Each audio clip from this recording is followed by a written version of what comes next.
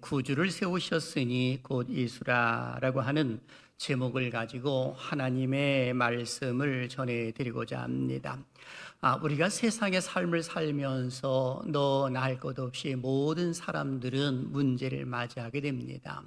그 문제가 크든 작든지 간에 이 느낌에 따라서 다르겠습니다만은 누구나가 다 이런 문제를 만나게 되더라라고 하는 겁니다.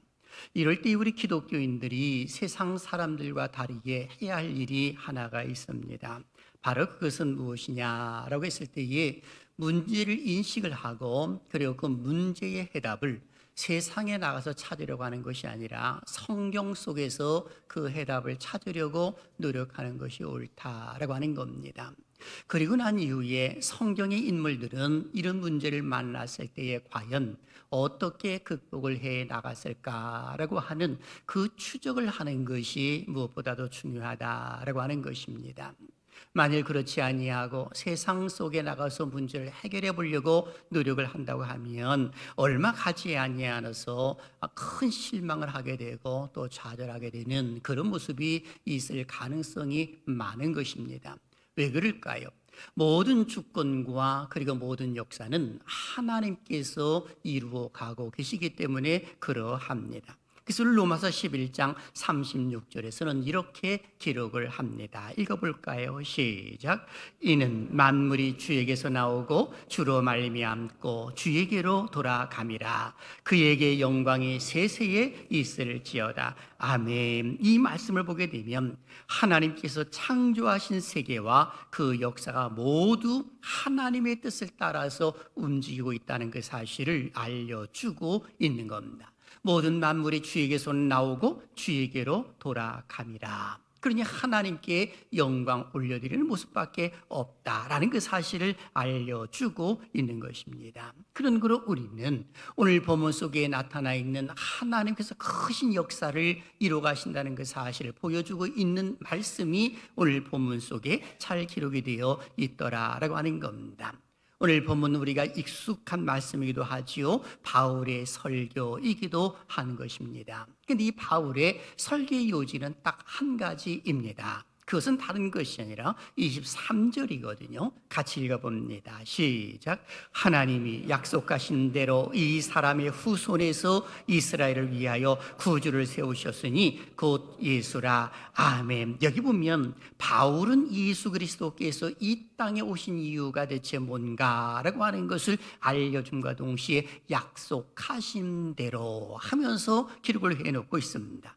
예수님은 하나님이 약속하신 대로 이 땅에 오셨는데 뭐라고 이름을 하느냐? 이스라엘을 위하여 라고 기록이 되어 있습니다. 누구를 위하여? 이스라엘을 위하여 오셨다라고 기록을 해놓고 있음과 동시에 구주 그리고 예수라고 이렇게 표현을 해주고 있습니다. 구주라고 하는 그 자체는 구원자라는 의미 아니겠습니까? 미시아라고 하는 의미를 가지고 있는 것입니다. 그 이름이 곧 예수라고 이렇게 기록을 해놓고 있는 것입니다.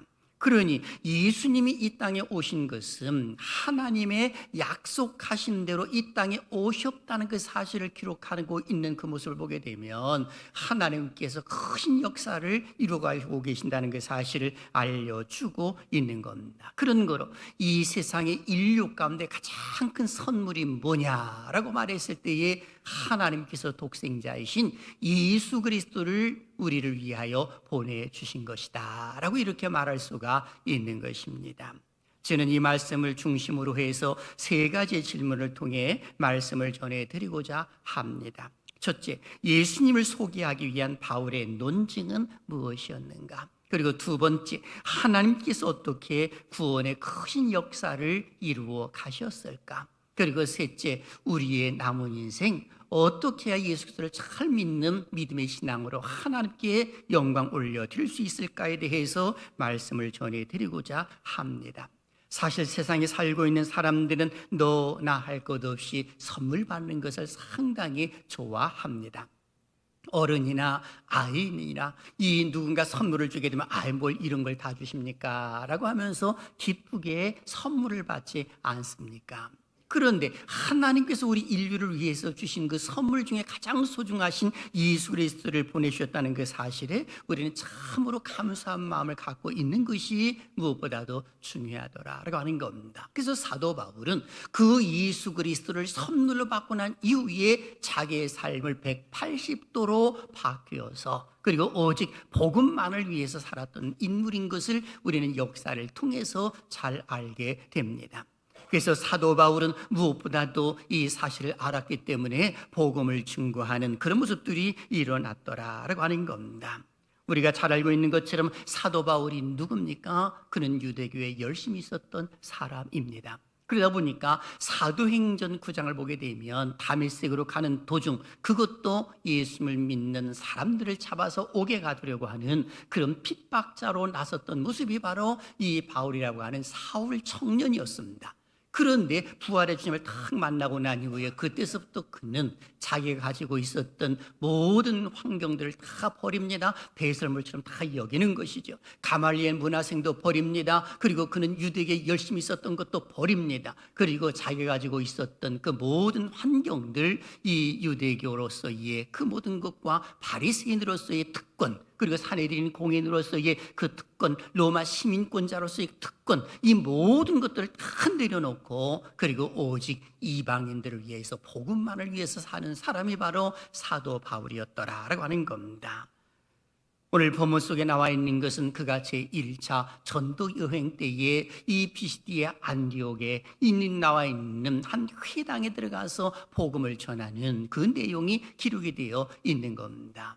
그러니 하나님의 말씀을 그가 회당에 들어가서 전할 때에 다른 것을 전하는 것이 아니라 바울의 설교는 사도행전 13장 오늘 본문 속에 나와 있는 16절서부터 41절까지 나와 있는 사도 바울의 이 설교입니다. 근데 그 설교의 요지는 딱 한 가지, 바로 우리에게 구주를 주셨는데 바로 그분이 예수다라고 이렇게 표현을 해주고 있는 겁니다. 묻습니다. 예수님이 나의 구세주인 것을 믿습니까? 아멘. 그렇다면 우리는 하나님의 사람일 것입니다. 그런데 믿음이 있는 자와 믿음이 없는 자의 차이점이 어디 있느냐?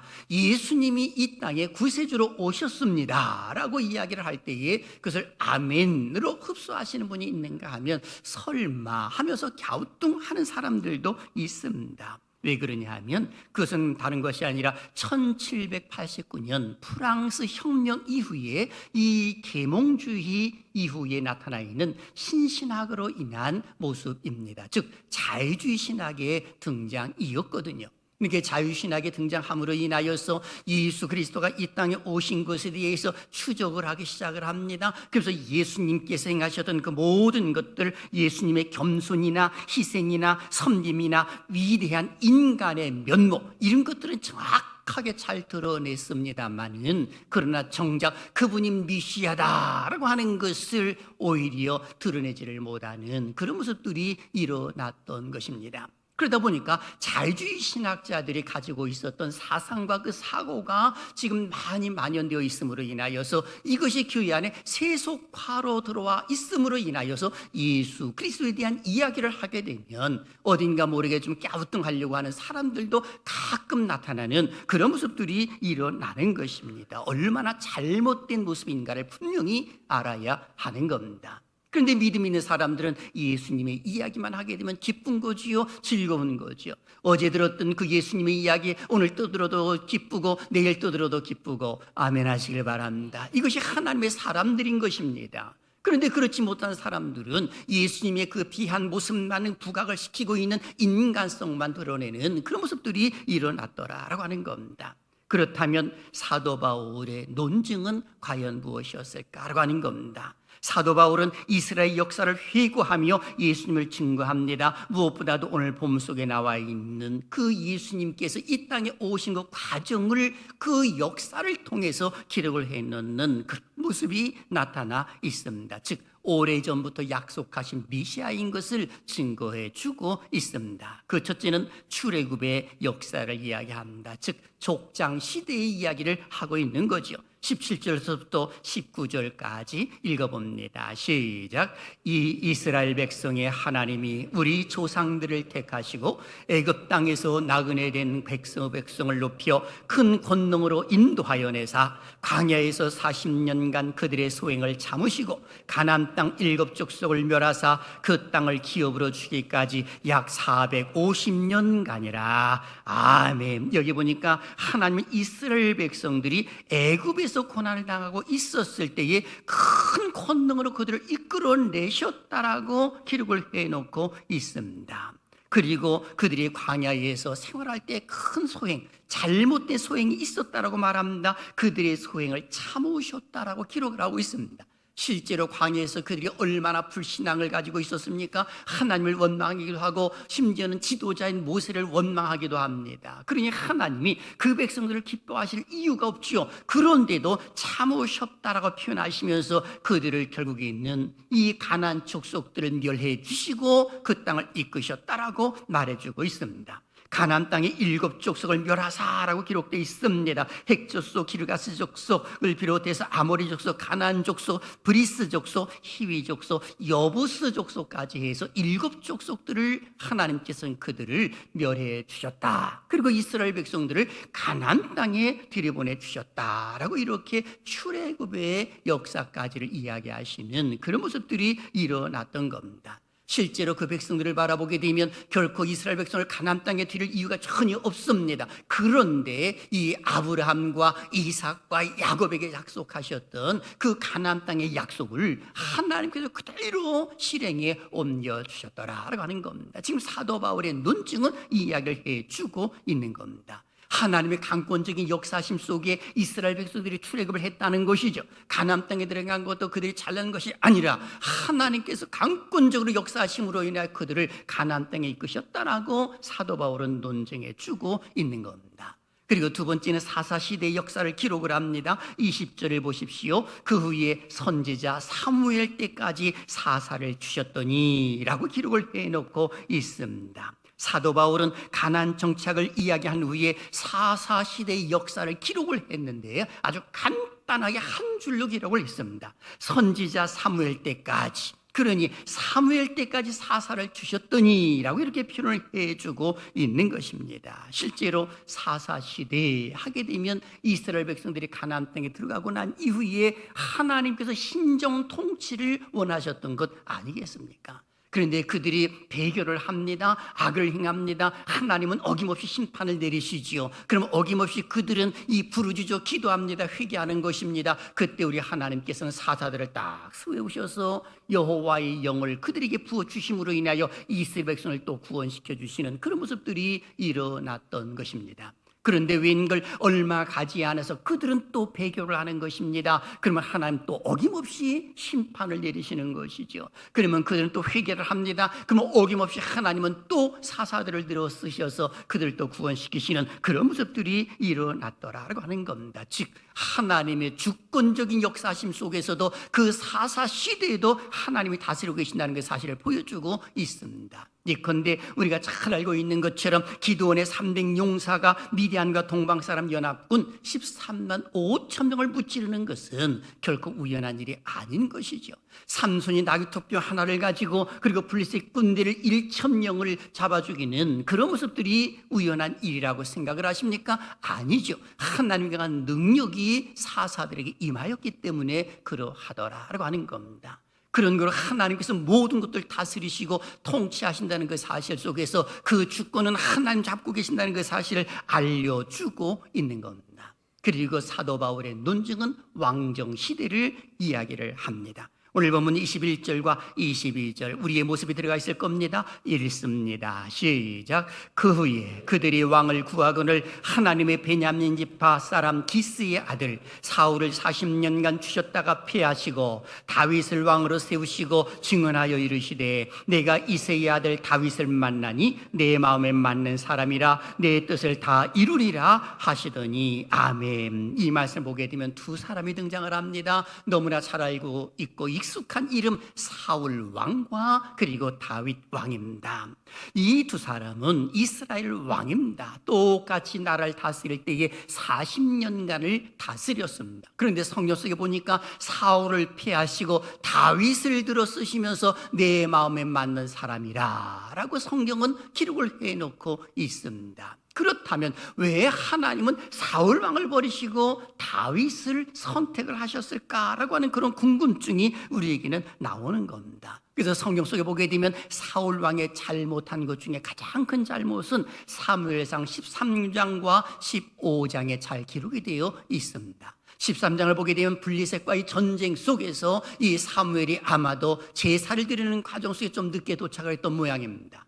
그런데 사무엘이 도착을 하자 이 사울 왕은 먼저 이 번제를 다 드리고 제사를 끝내버리고 만 상태였습니다. 사무엘이 제사를 드리십시다 라고 했더니 벌써 다 끝냈는데요 라고 했을 때에 왕이 행한 것은 하나님 무시의 악한 일입니다 라고 하면서 이 하나님의 마음을 아프게 했고 그리고 제사장의 마음을 아프게 하는 그런 것들이 일어났습니다. 어디 그것뿐입니까? 사무엘상 15장을 보게 되면 이 아말렉과의 싸움 속에서도 아말렉 왕을 비롯해서 모든 것들을 멸하라 라고 명령을 내렸습니다마는 그러나 그는 이 아말렉 왕을 살려주고 그리고 살찐 송아지들을 그리고 그 모든 것들을 다 멸하지 아니하고 좋은 것들을 취하는 그런 모습들이 일어났던 것입니다.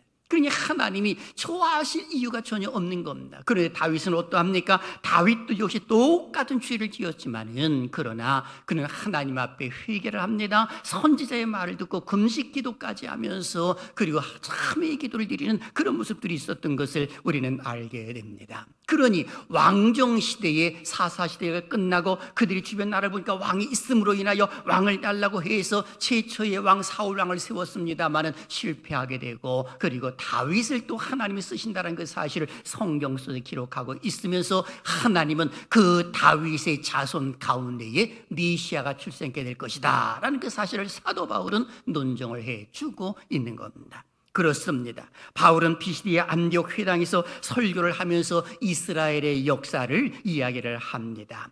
이스라엘 백성들의 그 출애굽의 역사를 이야기하면서 그들을 가나안 땅에 이끌어 주신 분은 하나님이고 가나안 땅에서 사사들 들어 쓰신 분도 하나님이고 왕을 세우신 분도 역시 하나님이시라는 그 사실을 언급하는 그런 모습들이 일어났던 것입니다.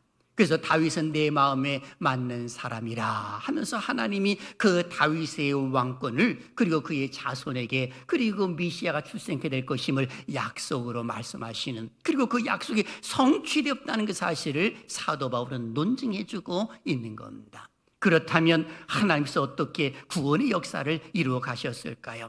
좀 전에 읽었던 23절 다시 한번 읽어볼까요? 시작. 하나님이 약속하신 대로 이 사람의 후손에서 이스라엘을 위하여 구주를 세우셨으니 곧 예수라. 아멘. 바로 사도 바울은 오늘 여기 17절에 기록된 우리 조상으로부터 시작을 해서 여러 사람들을 이야기하였습니다만 정작 하고 싶은 말씀은 뭐냐? 바로 하나님의 약속하신 대로 구주가 이 땅에 오셨는데 그분이 예수라 라고 이렇게 이 기록을 해놓고 있는 것을 보게 됩니다. 바로 그분이 오셨을 때에 그 다윗의 왕권을 가지고 오셨다는 겁니다. 특히 이스라엘 백성들 유대인들에게 있어서 다윗 하게 되면 가장 큰 선물로 그들은 생각을 하고 있었습니다. 그리고 메시아는 그 다윗의 왕권을 이어받을 정치적인 메시아 이것으로 바라보았던 거지요. 그러나 다윗은 정치적인 메시아는 될는지 모릅니다만은 이 영적인 메시아는 되지를 못했던 것입니다. 그런데 그들에게도 다윗은 너무나도 소중한 선물이었기 때문에 하나님께서는 그 다윗의 왕권을 이어가는 모습 가운데 예수 그리스도를 이 땅에 보내주실 것임을 일찍이 말씀한 바가 있습니다. 그것은 바로 사무엘하 7장 8절서부터 16절에 약속하신 대로 다윗의 언약이 기록되어 있는데 거기 말씀 보게 되면 몇 가지로 기록되어 있습니다. 그 중에 하나는 다윗을 이스라엘의 주권자로 삼는다고 표현해주고 있고 다윗의 후손을 통하여 그 나라를 견고하게 할 것이라 말씀하시고 있고 다윗의 후손을 통하여 성전을 지을 것이라고 말씀하고 있고 다윗의 후손은 여호와의 아들이 되고 여호와는 그의 아버지가 될 것이라고 기록이 되어 있습니다. 심지어는 그들이 내 앞에서 잘못을 했을 때 징계는 받을지언정 그 위는 결코 버림받지 아니할 것이다 라고 하면서 하나님은 그 다윗의 언약과에 맺어지는 그런 모습이 이어진 것을 보게 됩니다. 바로 그 말씀 그대로 예수 그리스도께서 이 땅에 오셨더라라고 하는 겁니다. 예수님께서 오심으로 인하여 우리가 지금 이렇게 예수님을 믿고 있고 그리고 하나님의 교회에 와가지고 예배를 드리는 것 아니겠습니까? 하나님 우리를 사랑하시는 줄로 믿습니다. 그래서 로마서 5장 8절은 이렇게 기록을 하는 겁니다. 읽어보죠. 시작. 우리가 아직 죄인 되었을 때에 그리스도께서 우리를 위하여 죽으심으로 하나님께서 우리에 대한 자기의 사랑을 확증하셨느니라. 아멘. 우리가 죄인 되었을 때에 우리 그리스도께서 우리를 위하여 죽으심으로 인하여 우리가 하나님의 자녀가 되는, 그리고 하나님의 사랑을 확증시켜 주시는 그런 모습들이 일어났더라라고 하는 겁니다. 사랑하신 여러분, 예수 그리스도는 메시아로 이 땅에 오신 줄로 믿습니다. 우리의 구세주이신 줄로 믿습니다. 그런 그로 우리에게서 가장 소중하신 분이 누구냐라고 했을 때에 예수 그리스도보다 더 소중하신 분은 없는 것입니다. 사랑하신 여러분, 오늘 나를 힘들게 하고 있는 것이 있다면 과연 그것이 무엇입니까? 힘들게 하고 있는 것 때문에 혹시 하나님을 등지는 일이 있다고 한다면 큰일 날 일입니다. 있을 수 없는 일입니다. 행여난 내가 어떤 일을 행하는데 잘 되었을 때에 또 하나님을 등지는 일이 있다, 그것도 있어서는 안 될 일이다 라고 말씀드릴 수가 있을 듯 합니다. 왜 그렇습니까? 모든 역사는 하나님께서 이끌어 가시기 때문에 그런 것이거든요. 그러니 모든 주권은 하나님께 붙들려 있다는 겁니다. 내 인간 상세, 내가 살고 죽는 것도 하나님의 주권에 있는 것이고 교회의 모든 것도 하나님의 주권에 있음을 결코 우리는 잊어서는 안 되는 겁니다. 다만 내 삶 가운데 어떤 어려움이 내게 딱 있으면 이것은 하나님의 시험일 수 있다는 그 사실을 우리는 염두에 두어야 합니다. 예컨대 사사기 3장 4절 말씀 잠깐 보면은요, 성경은 이렇게 기록이 되어 있습니다. 읽어볼까요? 시작. 남겨두신 이 이방 민족들로 이스라엘을 시험하사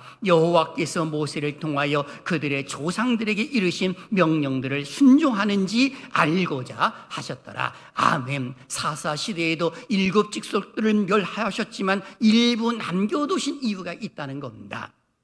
그 이유가 뭐냐? 이스라엘 백성들을 시험하기 위하여, 그리고 하나님 말씀에 순종하는지 순종하지 아니하는지 이것을 보시겠다라고 말씀하고 있는 겁니다. 그런 거로 오늘 우리에게도 똑같은 것입니다. 어떤 어려움이 내게 닥쳤다고 한다면 하나님의 시험일 수 있다고 하는 것을 생각을 하고 우리가 할 일이 뭐냐라고 했을 때에 하나님의 말씀에 순종하는지 순종하지 아니하는지 그것을 스스로 점검해 볼 필요성이 있는 겁니다. 그런 거로 이제 우리가 가져야 할 자세 2가지를 말씀해 드립니다. 첫째, 은혜를 입은 자로서의 삶을 살아야 합니다 라고 하는 겁니다. 따라 하시죠. 나는 은혜를 입었습니다.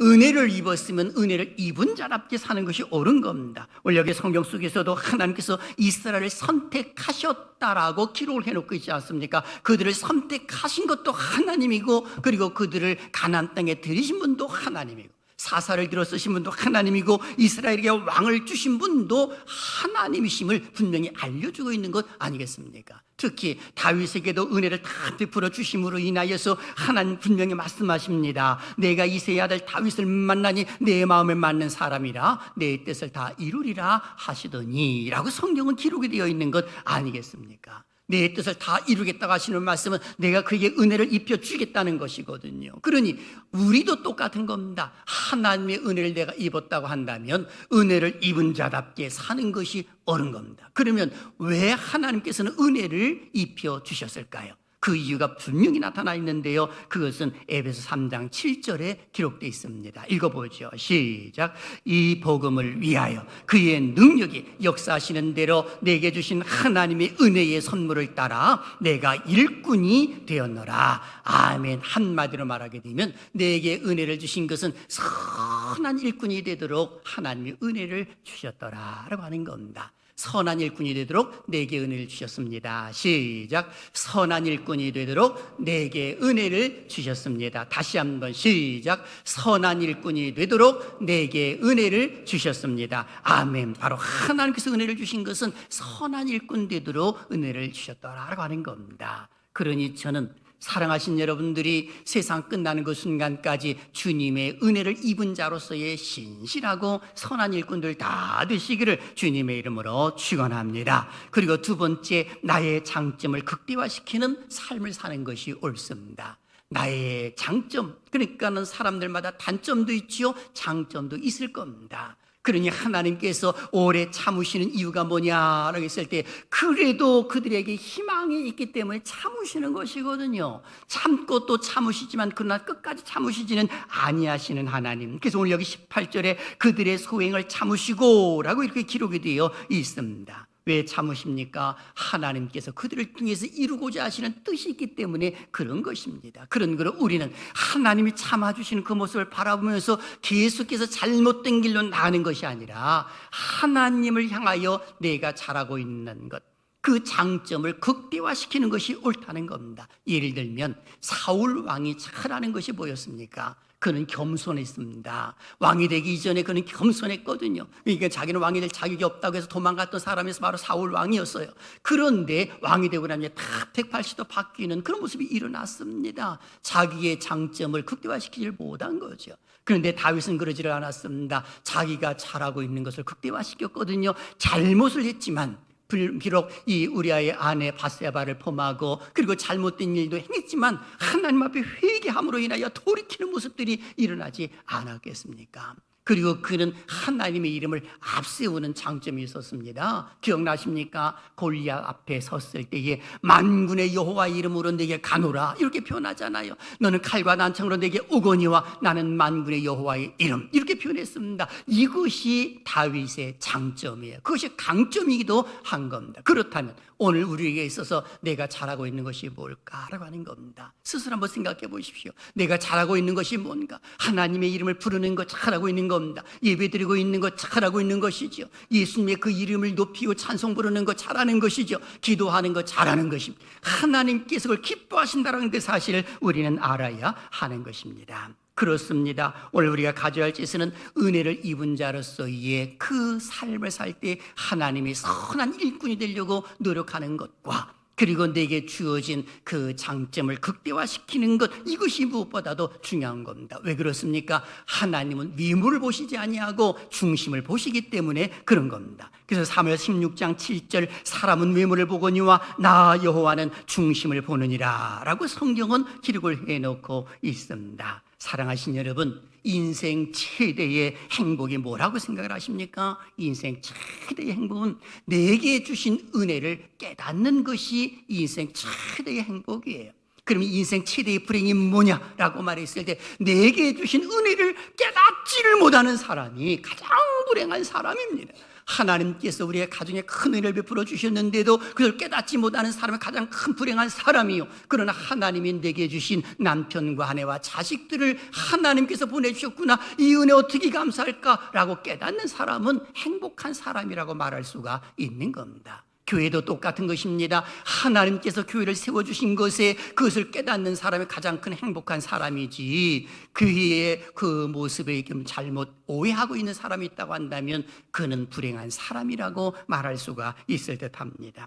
고아의 아버지라 불리우는 조지 뮬러는 5만 번 기도 응답을 받은 유명한 목사님 아니겠습니까? 그런데 그는 어떤 문제가 있으면 항상 성경 속에서 해답을 찾았습니다. 성경 속의 해답을 찾고 그 해답을 찾는 그 순간 속에서는 밑줄을 쫙 그면서 그 말씀을 부여잡고 기도했다고 합니다. 그 가운데 빌립보서 4장 19절의 말씀, 나의 하나님 그리스도 예수 안에서 영광 가운데 그 풍성한 대로 너희 모든 쓸 것을 채우시리라. 이 말씀을 부여잡고 하나님 풍성하신 하나님 채우신다고 하셨으니 채워주시옵소서 라고 기도했을 때 어림없이 하나님은 응답을 주셨다라고 조지 뮬러 목사님은 간증하고 있는 것 아니겠습니까? 오늘 우리들도 똑같은 것입니다. 힘들다고 어렵다라고 좌절할 이유 전혀 없는 것입니다. 왜 그렇습니까? 하나님께서 우리 성도들을 통해서 이루고자 하시는 하나님의 뜻이 계시기 때문에 그런 겁니다. 그럴 때는 하나님 앞에 엎드리십시오.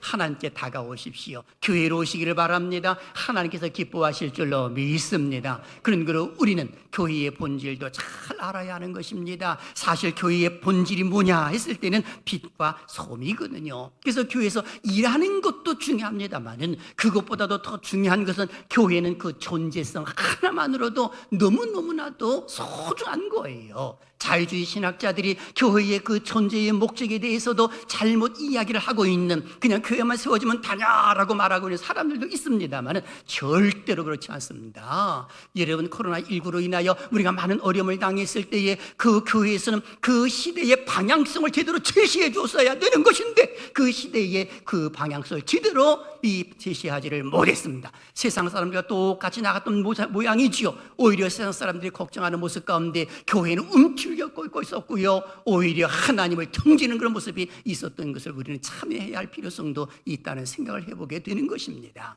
교회의 본질이 뭐냐라고 했을 때 우리는 그 존재성 하나만으로도 얼마나 소중한 것인지, 에베소 1장 23절에 기억나시지요? 교회는 그의 몸이니 만물의 만물을 충만케 하시는 자의 그 충만이라. 교회를 통해서 그 만물이 충만케 되지, 교회가 사라졌는데 그 만물이 충만케 된다고요? 어림없는 소리 하지 마십시오. 어김없이 하나님의 심판만 있을 뿐입니다. 그런 걸 우리가 기억할 것 중에 하나는 우리의 구주이신 예수 그리스도를 잘 믿는 믿음의 신앙을 갖는 것이 무엇보다 더 중요하다라고 하는 겁니다. 천국 가는 그 순간지 교회의 소중함을 깨닫고, 그리고 예수 그리스도를 잘 믿는 믿음의 신앙을 가지면서, 그리고 예수님을 고백하십시오. 예수님은 나의 구세주입니다 라고 말합니다. 따라하십니다. 예수님은 나의 구세주이십니다. 시작. 예수님은 나의 구세주이십니다. 아멘. 예수님의 권세는 교회의 권세인 줄로 믿습니다. 교회의 권세는 나의 권세인 줄로 믿습니다.